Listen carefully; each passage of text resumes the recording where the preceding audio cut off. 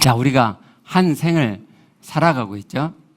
왜 내게 이 생이 주어졌는지 전혀 알지 못한 채, 생이 무엇인지 알지도 못한 채 그냥 우리에게 한 생이 시작됐고, 그래서 그냥 주어진 생이니까 그냥 살다 보니까 여기까지 왔어요. 그럭저럭 살아온 거죠. 우리는 이 생을 만드신 하나님을 만난 사람들이잖아요. 그러니까 우리는 하나님을 통해서 생이 무엇인지를 알게 되고, 그러면 이 생이 제대로 사라지게 되는 것인데, 그러면은 이 생이 행복해질 수밖에 없는 것인데, 왜 교회 안에 들어와서 하나님을 만난 이들의 그 삶 가운데서도 왜 삶이 그렇게 힘들기만 하고, 왜 이 생이 의미 있게 진행이 안 되느냐? 왜 안 되느냐? 저는 여기에 대해서, 저는 모태신앙이잖아요. 처음에는 별 문제의식이 없었어요. 근데 성경을 보면 내가 온 것은 생명을 얻게 하고 더 풍성히 얻게 하려 함이라고 말씀하시잖아요. 그러면 예수 그리스도를 내가 영접함으로, 믿음으로 내 안에 하나님의 생명이 시작됐고, 그러면 그 생명이 풍성하게 되는 거잖아요. 왜 안 되지? 라는 문제의식을 갖기 시작했고, 이제 하나님이 주신 마음으로 그것들을 이제 풀어왔죠. 이제는 알아요. 왜 우리가 이 땅에서 힘들게 사는지, 왜 천국되어 살게 해 놓으셨음에도 불구하고 많은 사람들이 천국되어 살지 못하는지, 이제 그 문제를 알아요. 그리고 어떻게 하면 이 땅에서 하나님의 구원의 경륜 그대로 천국되어 살 수 있는지도 알아요.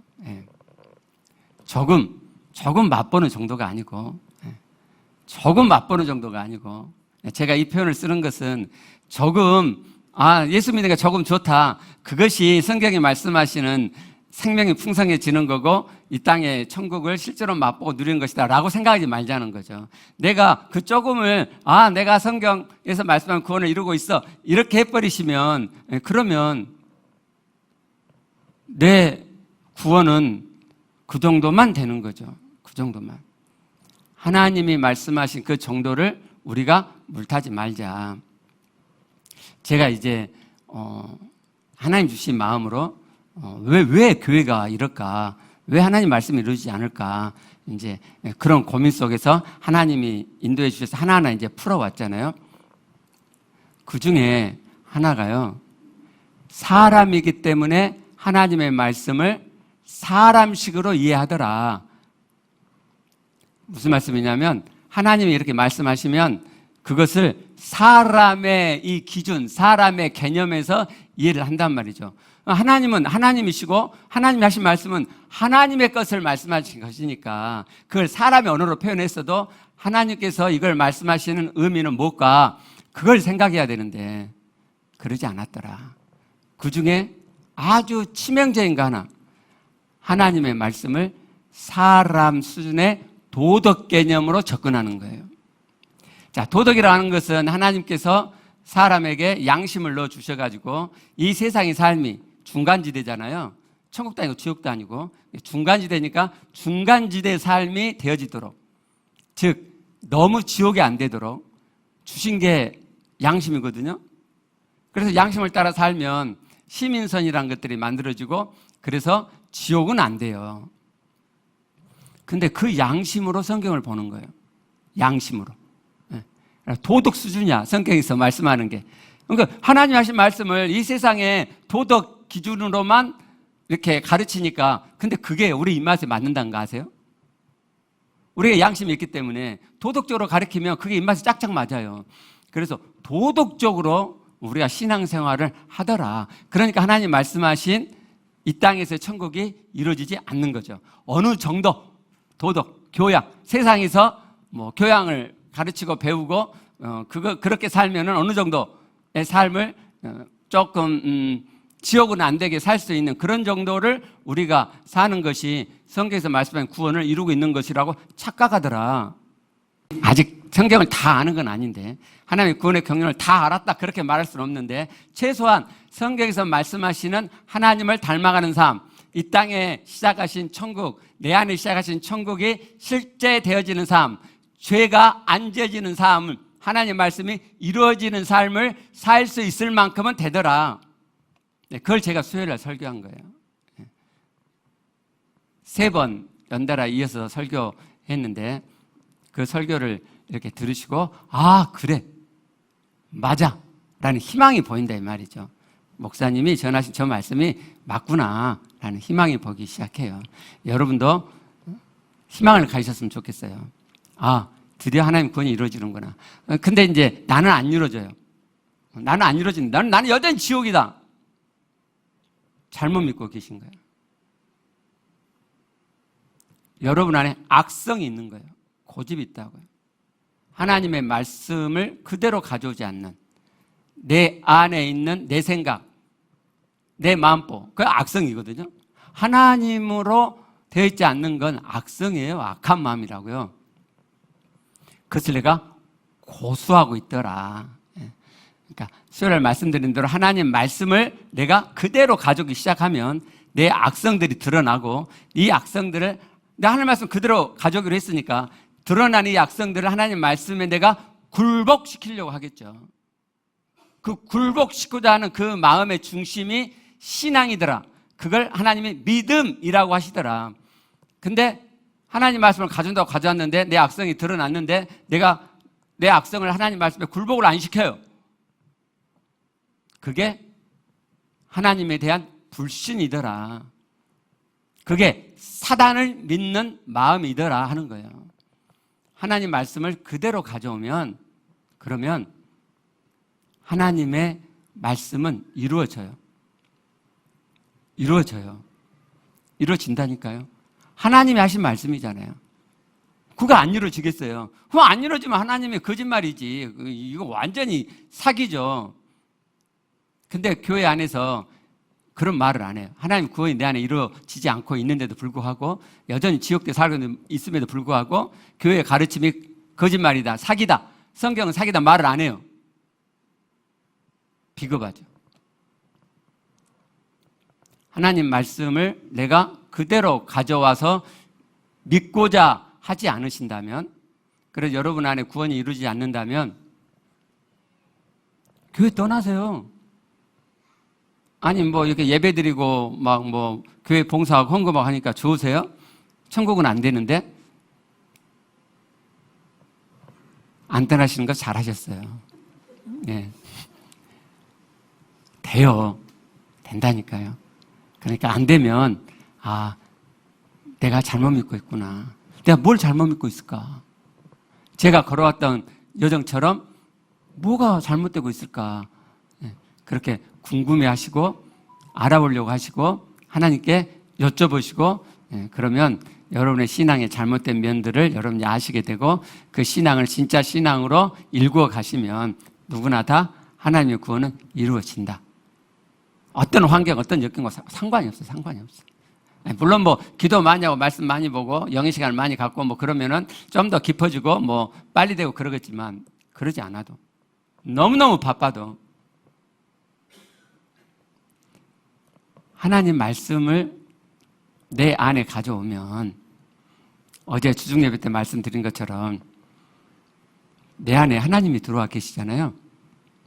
내 안에 하나님 들어와 계신 것을 내가 인식하는데 시간이 걸려요? 아니잖아요. 영접한 사람은 내 안에 하나님 들어와 계신 걸 알잖아요. 그죠? 일하면서도 내 안에 계신 하나님을 내가 만나고 느끼면서 일할 수 있죠. 물론 굉장히 몰두를 해야 되는 어떤 일은 그게 안 되지만 잠깐씩 하나님 만날 수 있죠. 그게 생명이다.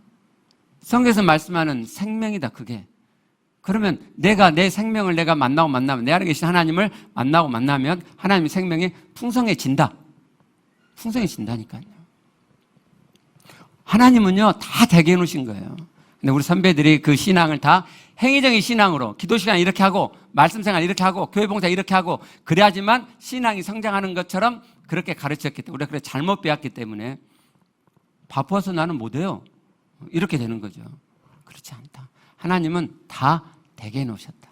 다 되게 해놓으셨어. 이제 하나님께서 우리 안에 다 해놓으신 하나님의 구원의 경륜이 다 이루어지도록 해놓으셨는데 그 중 하나가 부활신앙이에요. 하나님께서는 예수 믿음, 하나님의 신앙이 부활신앙으로 되게 해놓으셨어요.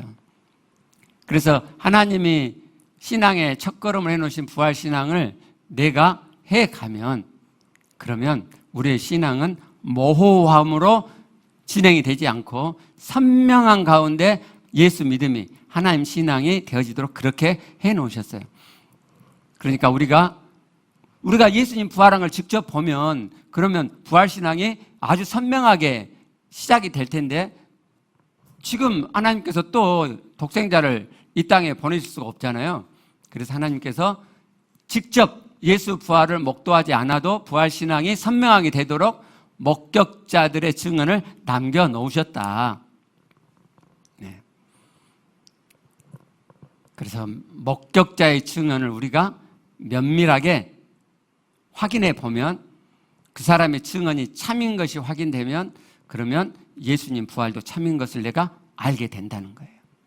우리 강력계 형사 영상 다시 한번 봐보게요. Cases were solved through the use of DNA evidence. None, not one. That's often popular on TV, but our department's never had the good fortune of solving a cold case with DNA. Well, how do most of these cases get solved? Often by examining eyewitness claims, witness claims that were made many years earlier, even though often our witnesses are now deceased. Forgive my ignorance, Mr. Wallace, but how is that possible? Well, we have a number of techniques that we can use to test the reliability of an eyewitness, including something called forensic statement analysis. That's a discipline where we scrutinize the statements of eyewitnesses and looking at what they choose to minimize, what they choose to emphasize, what they omit altogether, how they expand time or contract time. And when we examine these kinds of eyewitness accounts, we can usually tell who's lying and who's telling the truth and even who the guilty party is. And did you apply this skill set any time outside of your official capacity? Yes, I applied my expertise to the death of Jesus at the hands of the Romans, and I actually looked at the Gospels as I would any other set of forensic statements. Within a matter of months, I determined that the 4 Gospels, written from different perspectives, contained the eyewitness accounts about the life, ministry, death, and resurrection of Jesus. And did you consider that the 4 accounts might be part of a conspiracy designed to promote belief in a fledgling faith? Yeah, you have to consider conspiracies when assessing eyewitness accounts. But successful conspiracies typically involve the fewest number of people. It's a lot easier for 2 people to lie and keep a secret than it is for 20. And that's really the problem with the conspiracy theories related to the apostles in the first century. There are just far too many of them trying to hold this conspiracy for far too long a period of time. And far worse, they're experiencing pressure like no other, unimaginable pressure. Every one of these folks was tortured and died for what they claimed to see, and none of them ever recanted their story. So the idea that this is a conspiracy in the first century is just really unreasonable. Instead, what I see in the Gospels is something I call unintended eyewitness support statements. What's an unintended eyewitness support statement? If I can borrow your Bible. Let me go to the Gospel of Matthew for an example of this. I'll start with a passage in which Jesus is in front of Caiaphas at a hearing. It says here, "Then they spit in his face and struck him with their fists. Others slapped him and said, 'Prophesy to us, Christ, who hit you?'" Now that seems like a very simple request, given that the people who hit him are standing right in front of him. This makes no sense. Why would it be prophecy to be able to tell you who hit you? But it's not until you read Luke that you get an answer to this. He says, "The men who were guarding Jesus began mocking and beating him. They blindfolded him and demanded, 'Prophesy, who hit you?'" So now we know why this was a challenge, because Luke tells us the thing that Matthew left out, that he was actually blindfolded at the time this took place. This is very common, this kind of unintentional eyewitness support that fills in a detail that the first witness left out.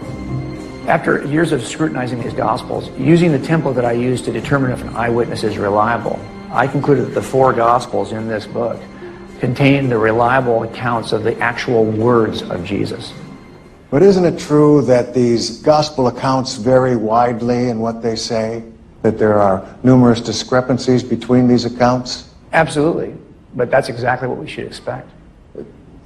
I don't quite understand that. Well, reliable eyewitness accounts always differ slightly in the way they recall the story. They're coming to it from different geographic perspectives, their history, even where they are located in their room. When I examined the Gospels, I was trying to determine if these were accurate, reliable accounts in spite of any differences that might be between the accounts. And as a devout Christian, you feel you succeeded? Mr. Kane, I think you misunderstand me. When I began this study, I was a devout atheist. I began examining the Gospels as a committed skeptic, not as a believer. You see, I wasn't raised in a Christian environment, although I do think I have an unusually high regard for the value of evidence. I'm not a Christian because I was raised that way or because I hoped it would satisfy some need or accomplish some goal. I'm simply a Christian because it's evidentially true. 예. 이제 제가 하나님의 구원을 이루어 가기 위해서 뭐가 잘못됐고 뭐가 필요한지를 이제 이렇게 알아왔잖아요. 그 중에 하나가요. 아, 내가 하나님 말씀을 반복하지 않았구나. 이제 이렇게 하나님의 구원의 경륜이 이루어 간다고 하는데 교회들을 제가 가서 이제 탐방하고 이렇게 배우고 그러잖아요. 그러면 그 중에서 반복을 하는 교회가 두 군데가 있었어요. 두 군데가. 춘천 한마음교회 그러고요. 또 순복음교회인데 파주에 그 모세오경하는 그 교회가 그래요. 처음에는 아니 뭔 반복이 필요하지? 그랬는데요. 아주 단순한 원리. 하나님의 말씀이 내 안에 들어와 내 마음에 녹았을 때, 녹아들었을 때, 그때 이제 일반 용어로 표현하자면 하나님 말씀이 무식화됐을 때, 그냥 내 안에 그냥 녹아들어서 그럴 때 하나님의 말씀은 내 안에 실제가 되는구나. 그때 성령님이 그 말씀으로 역사를 하시는구나. 내가 잠깐 말씀을 이렇게 담는 것은 성령께서 잠깐 역사하기 때문에 그 말씀이 내 안에 능력으로 역사가 안 되는 거구나 하는 걸 알게 된 거예요. 근데 저는요, 반복할 수 있는 용기가 별로 없어요. 예. 춘천 한마음교회 그 목사님은 정말 미안한 말씀 좀 무식하게 반복하더라고요. 예, 정말 왕 무식하게. 그러니까 춘천 한마음교회 그 성도들은 그 부활 이야기를 계속 듣는 거예요, 계속. 그러니까 부활이 마음에 녹아들죠. 그래서 실제가 되죠. 그래서 제가 이제 그걸 깨닫고 이제 1:1 양육을 통해서 좀 간접적인 방법으로 1:1 양육 많이 하세요. 많이 하면 반복되겠죠. 그죠? 네. 그래서 반복이란 말을 안 하고 그때 제가 그렇게 말씀드렸고요. 제가 우리 지체들이 정말 구원이 그대로 이루어졌으면 좋겠는데 내가 반복하는 것이 좀 그런다 그래가지고 안 하면 이건 직무유기다. 이건 아니다. 그래서 제가 반복을 지금 하려고 꼼지락을 하고 있는 거예요. 강력계 행사 저 영상도 지금 3번인가 4번째 보죠. 예. 반복이 중요합니다. 반복이.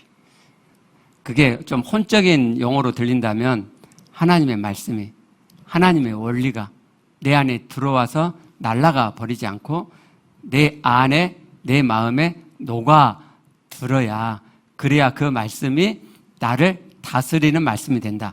그때 성령님이 그 말씀으로 내 안에 힘있게 역사하시게 된다. 내가 말씀을 담았는데 날아가 버린다. 그러면 성령님이 역사하실 말씀이 내 안에 날아가고 없잖아요. 그렇죠?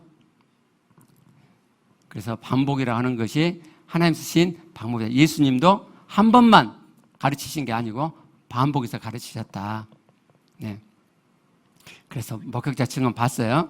네. 목격자의 증언은 예수님께서 부활하신 것이 지금 현장에 없기 때문에, 그러면 목격자의 증언이라도 한번 봐보자가 아니고, 목격자의 증언이 참인 것을 따짐으로써 사실 여부를 확인하는 것은 굉장히 과학적이고 결정적인 방법이다. 그냥 그럼 어쩔 수 없지, 예수님 부활한 거 다 지나간 일인데 그럼 할 수 없이 목격자의 증언이나 보자, 이게 아니란 말이에요. 이게 아니고 예수님 부활이 참인가를 확인할 수 있는 과학적이고 결정적인 방법이다. 결정적인 방법. 이것만으로도 예수 부활이 참인 것을 확실하게 우리가 확인할 수 있다는 거예요. 자, 그래서 목격자 증언을 우리가 봐봤어요. 첫 번째 우리가 베드로를 비롯한 제자들의 증언을 봤죠. 이 사람들은 이 세상에서 한 자리 하려고 하는 굉장히 세속적인 사람들이었죠. 야고보와 요한이 예수님께 자의정 우의정 주세요 그랬을 때 손수를 뺏겼다고 화를 냈던 자들이었잖아요. 베드로는 한술 더 뜨죠. 예수님이 대제사장들 무리들에게 잡혀서 죽임을 당하고 사흘 만에 살아날 거야 라고 말씀을 하셨을 때 다시 살아나야 할 거야 라는 것은 전혀 귀에 들어오지 않고 죽어? 네가 죽는다고? 그래서 예수님을 붙잡고 막 꾸짖었잖아요. 예수님이 죽어버리면 안 되죠. 그죠? 자기들이 바라는 대로 이스라엘의 왕이 되고 그리고 자기들도 한 자리씩을 해야 되잖아요.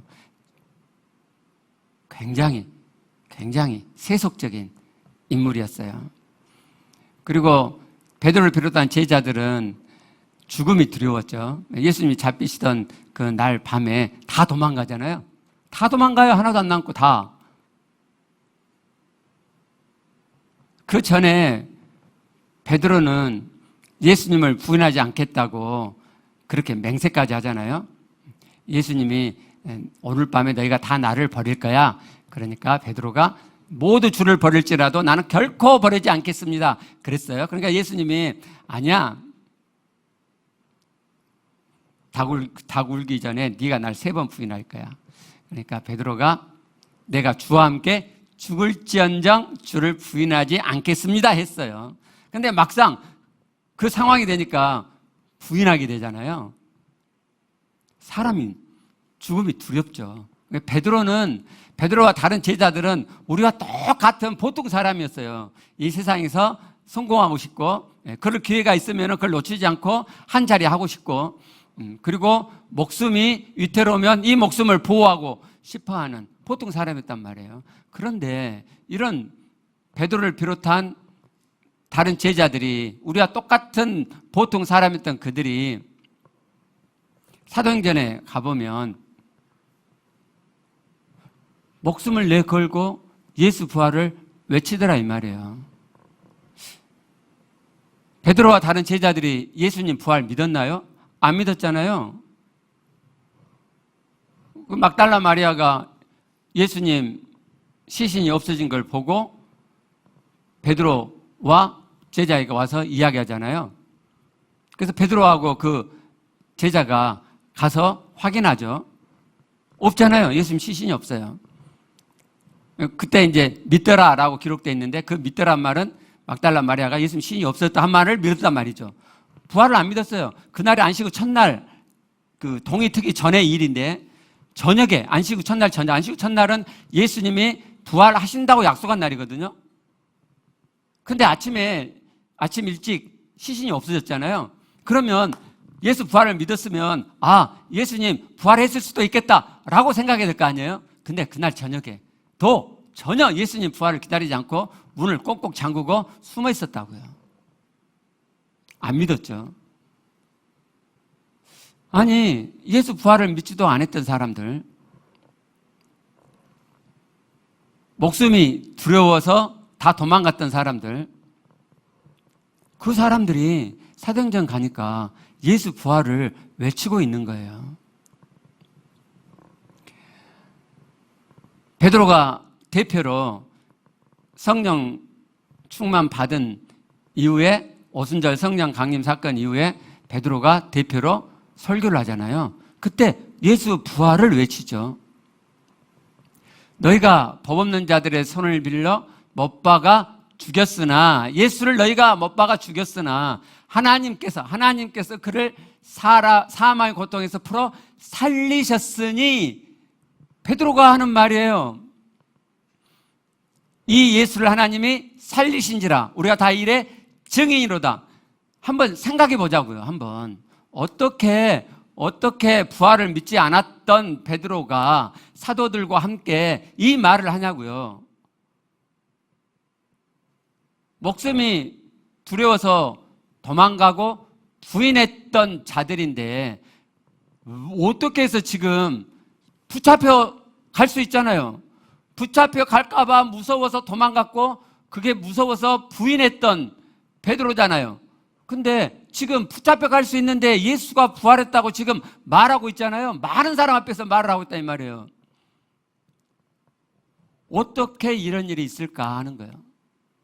여러분, 죄송해요. 우리 여성 동무들께서 이렇게 갑자기 뭐 머리를 이렇게 어떻게 바꾸면 그런다면서요. 뭔 일 있어 너? 뭐 그런다면서요. 예. 근데 뭔 일 없을 수도 있잖아요. 물론 뭔 일 있어갖고 기분 전환하기 위해서 그렇게 뭐 머리를 하실 수도 있지만 안 그럴 수도 있잖아요. 그죠?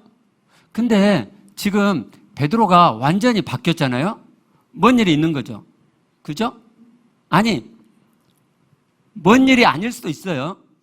근데 뭔 일이 아닐 수도 있다. 뭔 일이 없는데 지금 베드로가 이런다고 보기에는 너무너무 급격한 변화죠. 그렇죠? 180도 다르잖아요. 어떻게 이런 일이 있을 수 있냐 말이에요. 뭔 일이 있었죠. 그죠? 그러면 우리는 생각해 봐야죠. 뭔 일이 있었을까?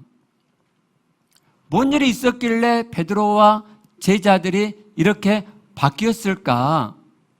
그걸 봐봐야죠. 그죠? 그걸 냉철한 이성으로 한번 따져보자 이 말이에요. 돈을 받았을까? 어떤 사람들이 이야기한 대로 제가 주중 예배 때 돈 이야기를 했어요. 여러분 300억 받으면 거짓말로 목숨이 달린 문제인데 예수 부활했다고 거짓말 치겠어요? 그랬더니 어떤 분의 눈이 다 한다. 그러죠. 그래서 제가 돈이 필요한 분도 계시지. 그렇지? 맞아. 돈이 필요한 분도 있지. 300은 얼마나 큰 돈이에요? 좀 작게 잡을 걸 300억이라고 해갖고 그냥 눈이 좀 뒤집히는구나 지금. 무조건 한다고 할 태세예요. 예. 여러분 돈 받으면 목숨 걸고 거짓말을 하시겠어요?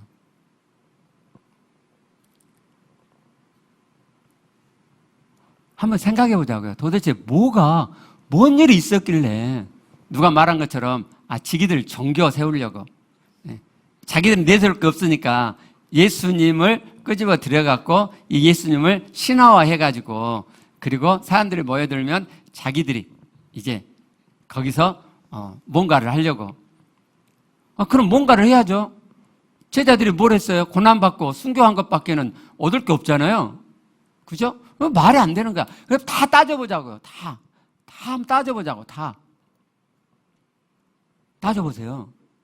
그럼 국리를 해보세요. 예수 부활을 안 봤는데 예수 부활은 거짓말인데 이런 이유 때문에 쟤네들이 그랬을 거야. 따져보자고요. 그리고 그게 모든 사람이 맞네. 예수 부활을 안 봐도 그 이유면은 저렇게 목숨 걸고 했겠네. 가 나오면 우리가 상 줘야죠. 우리 교회 재정이 넉넉지 않아서 충분히 드릴 수는 없지만 상 드릴게요.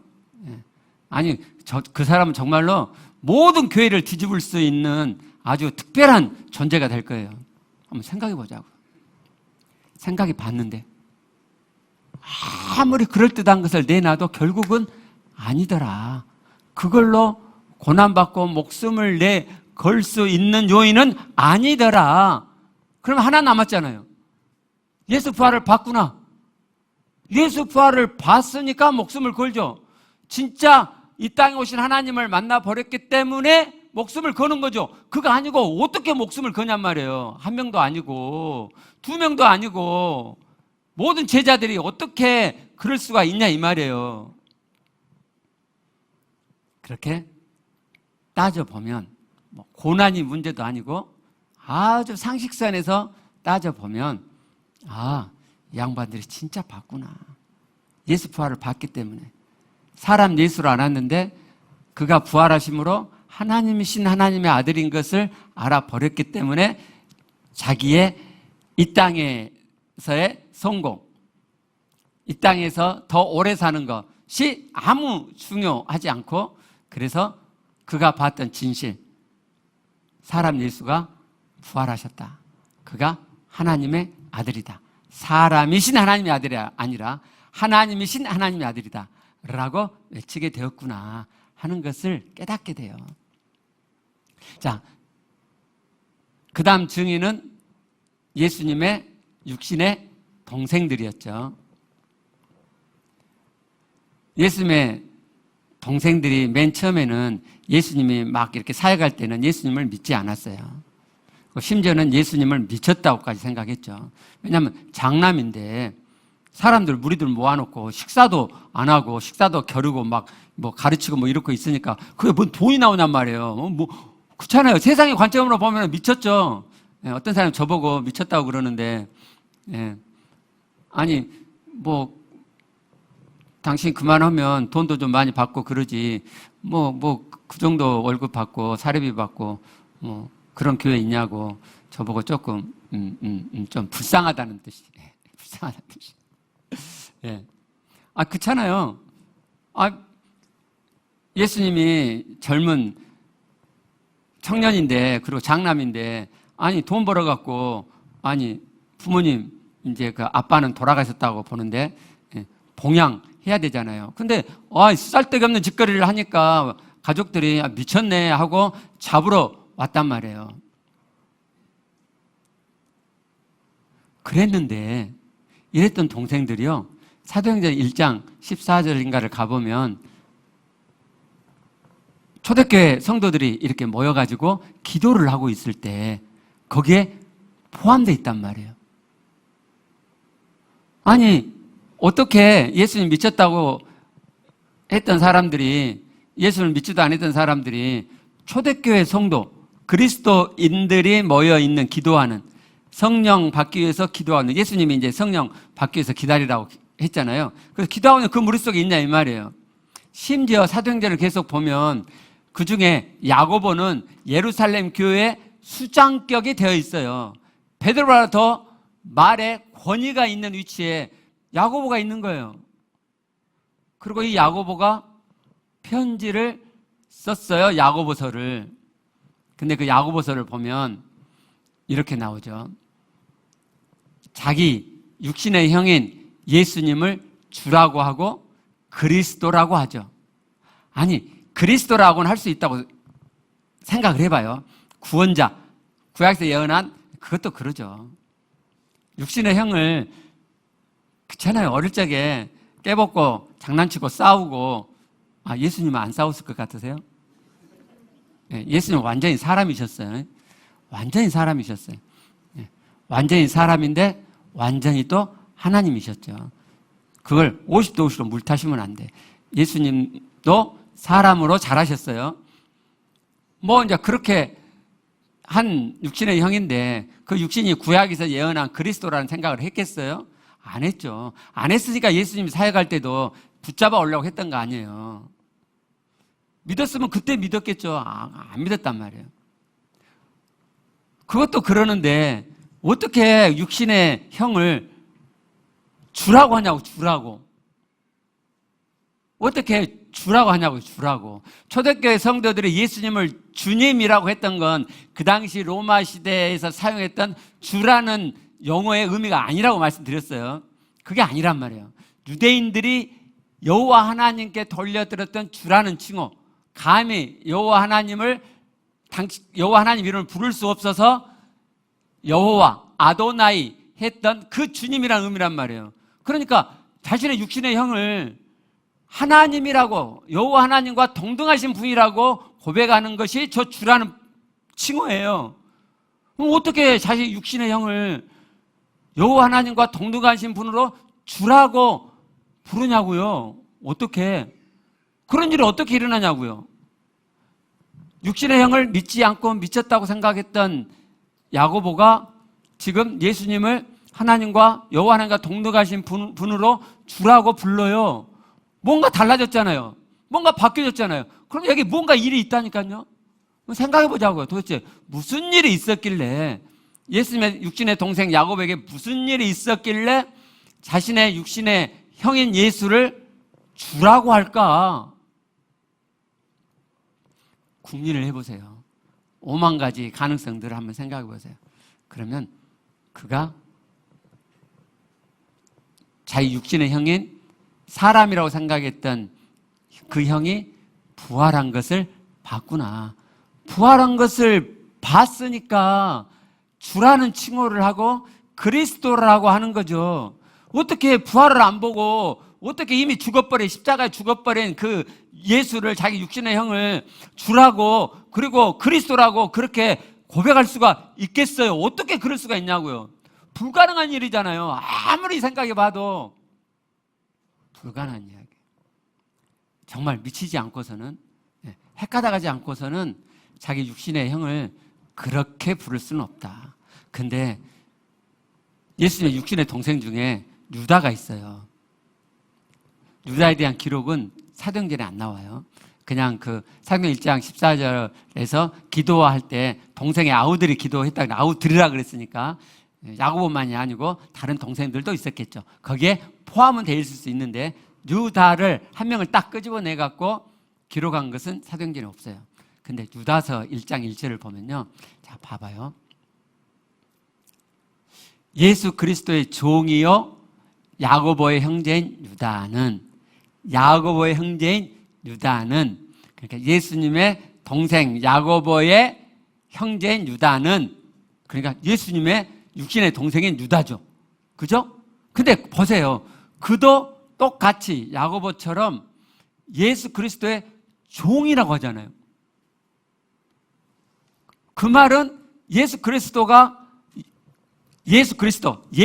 그리스도이시다 라는 것을 추가해갖고 예수 그리스도 그렇게 부른 거예요. 그러니까 지금 이 유다도 예수님의 육신의 동생 유다도 예수님을 그리스도라고 신앙 고백하고 있고 자기를 그분의 종이라고 지금 말하고 있으니까 유다도 예수님을 자신의 주라고 주인이라고 신앙 고백하고 있구나 하는 것을 우리가 알 수 있죠. 그렇죠? 야고보만이 아니고 또 다른 동생인 유다도 예수님을 주로 그리스도로 신앙 고백하고 있더라. 그러면은 뭔가 그 사이에 뭔가 사건이 있었던 거죠. 도대체 예수님의 동생들에게 어떤 사건이 있었길래 자기 육신의 형인 예수를 주라고 자신을 그의 종이라고 그리스도라고 신앙 고백하게 됐을까? 예수님의 부활하신 것을 보았구나 하는 것 외에는 다른 게 없어요. 마지막으로 목격자 한 명을 볼 사람이 남아있어요. 바울이에요. 자, 사도행전 22장 3절 말씀을 보면은요, 유대인이에요. 바울은 유대인이고 길리기아 다소에서 났어요. 그리고 이 성은 예루살렘을 이야기하는 거예요. 그러니까 부모님이 원래는 길리기아 다소에서 사셨는데 이사를 왔든지 예루살렘으로 아니면은 바울 혼자 유학으로 왔든지 그건 정확히 모르겠어요. 가말리엘이라고 하는 것은 그 당시에 예루살렘에 있는 그 율법을 공부하는, 요즘으로 말하면 우리나라로 보면 서울대 같은 아주 율법을 잘 가르치는 사람이에요. 가말리엘이라는 선생이 그 문화에서 우리 조상들의 율법에 엄한 교육, 율법을 배웠단 말이죠. 받았고 하나님께 대하여 열심히 있는 자라. 저 가말리엘이 바리새인이거든요. 바리새인 스승이거든요. 그래가지고요. 그 다음을 보시면 사도행전 22장 27절과 8절을 보면요. 천부장이 바울이 잡혔어요. 천부장이 왜 지금 천부장이 왔냐면요. 그 쫄병한테 바울이 그러거든요. 나 로마 시민인데 너희들이 나 이렇게 함부로 할 수 있느냐? 그러니까 놀래갖고 보고를 해요. 그래서 천부장이 와갖고 네가 로마 시민이냐? 내게 말하라. 그러니까 그러하다. 그러니까 바울은 태어날 때부터 그 뒤에 보면 나오죠. 28절 끝에 나는 나면서부터라. 천부장은 돈 주고 샀대요. 그러니까 그 당시 로마 시민이 아닌 사람은 로마 시민권을 사기 위해서는 돈을 줘야 했어요. 그러면 유대인은 로마 시민이 아니죠. 그러니까 바울의 부모님도 로마 사람이 아니란 말이에요. 근데 로마 시민이 됐죠. 그러니까 바울이 태어날 때부터 로마 시민권자로 태어난 거잖아요. 아, 바울의 부모가 돈이 많았구나. 그래서 로마 시민권을 샀구나 하는 것을 알 수 있죠. 사도행전 26장 4절부터 5절을 보면요. 내가 처음부터 내 민족과 더불어 예루살렘에서 젊었을 때 생활한 상황을 유대인이 다 아는 바라. 그러니까 아주 젊었을 때 예루살렘으로 왔고 예루살렘에서 열심히 가말리엘 문화에서 공부하고 바리새인의 그런 활동을 했기 때문에 예루살렘에 있는 사람들이 바울을 알았단 말이에요. 일찍부터 나를 알았으니 그들이 증언하려면 내가 우리 중고의 가장 엄한 바를 따라 바리새인의 생활을 하였다고 할 것이라. 이렇게 알 정도로 율법에 철저한 삶을 살았어요.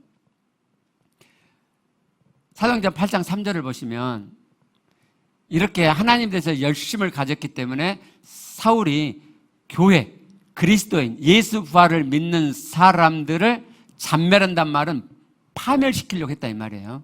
어떻게 파멸시키려고 했냐? 각 집에 들어가서 남녀 예수 부활을 믿는 사람들을 끌어다가 옥에 넘기는 일을 했어요.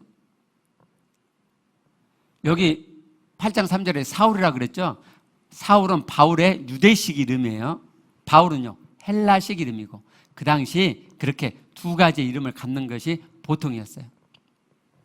그런데요 이랬던 바울이요 사도행전 17장 18절을 보면요 이는 바울이 예수와 부활을 전하기 때문이라. 이게 지금 아덴에서 일이거든요.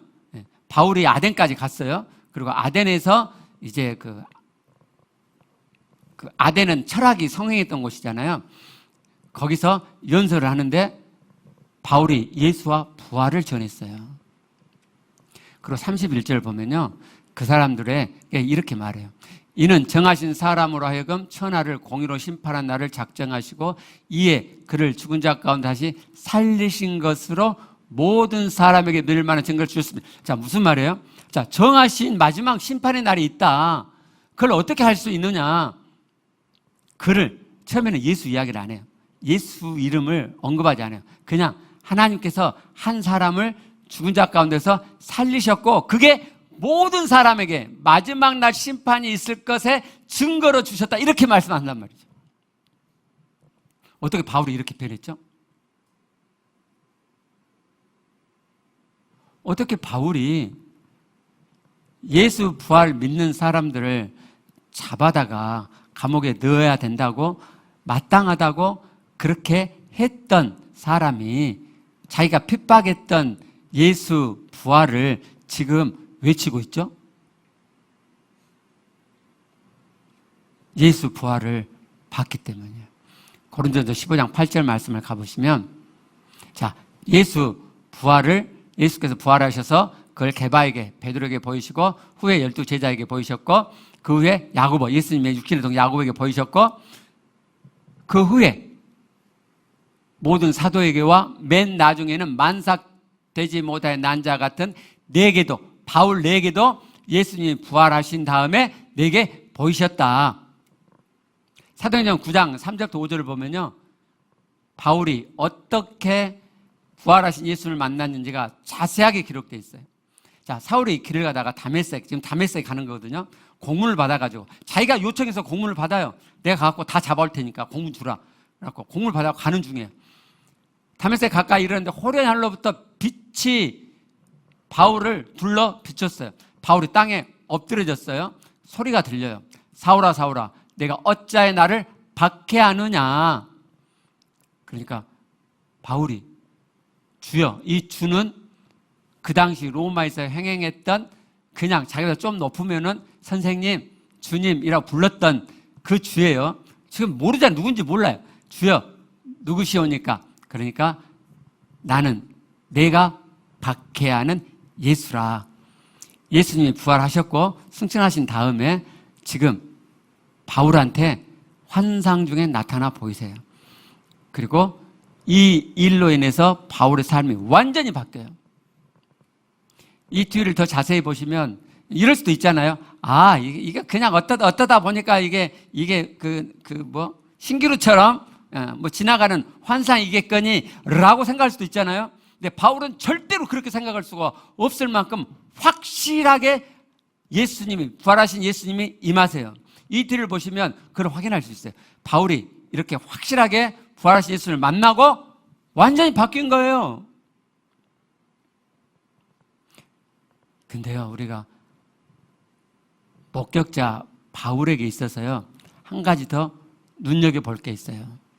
고린도후서 11장 23절과 27절 말씀이에요.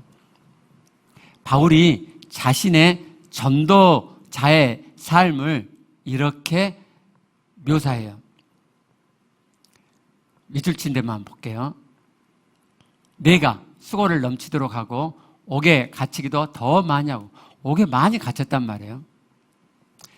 매도 수없이 맞고, 매도 수없이 맞은 것을 여러 번 죽을 뻔 하였으니, 그걸 자세히 그 뒤에 이렇게 표현해요.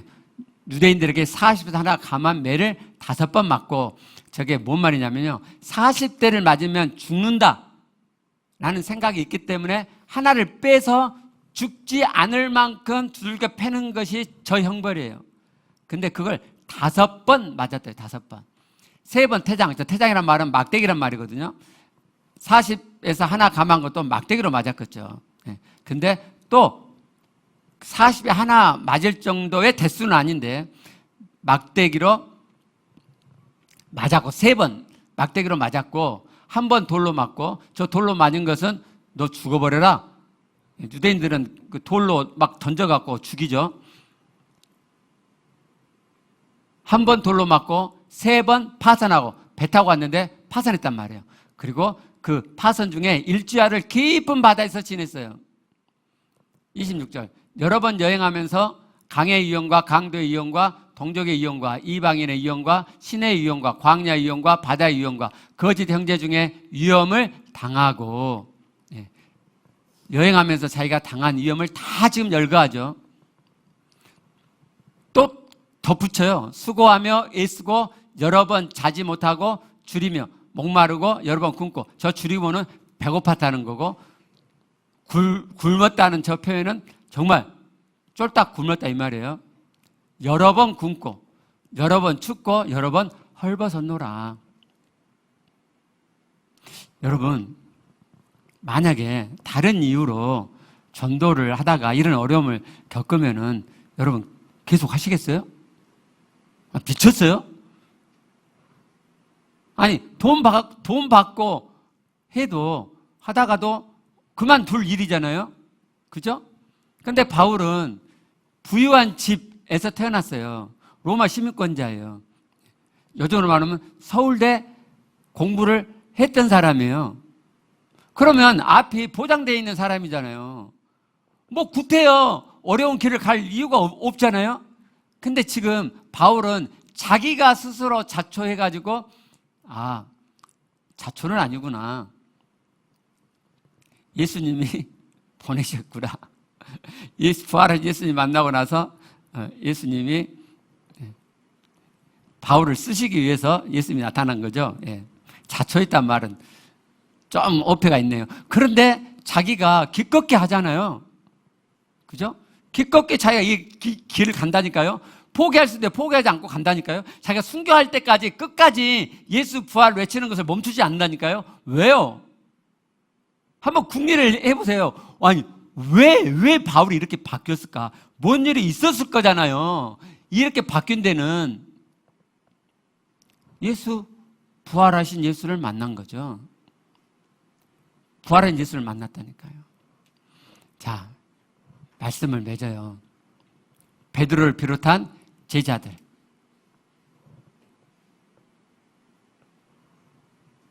예수의 육신의 동생들. 바울. 도마도 인도 가서 순교했죠.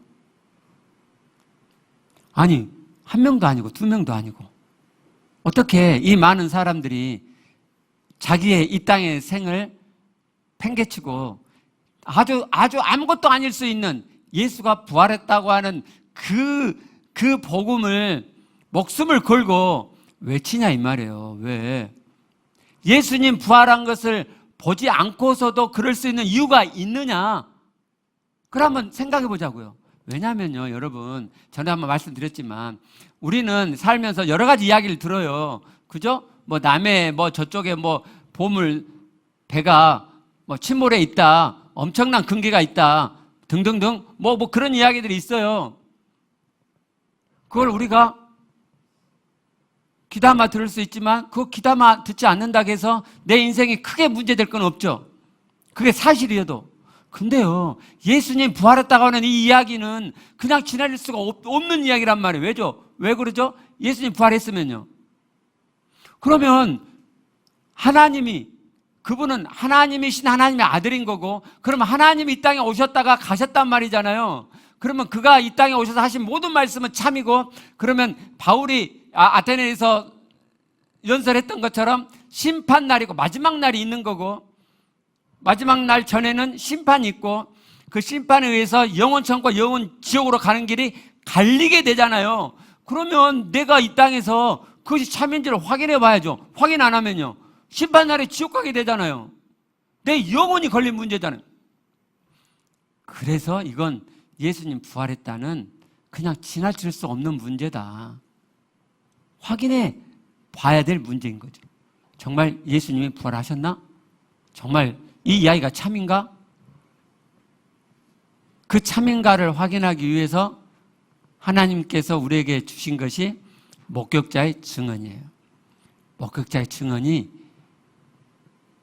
예수님이 부활했는가를 확인할 수 있는 유일한 길이고 과학적이고도 결정적인 방법이에요.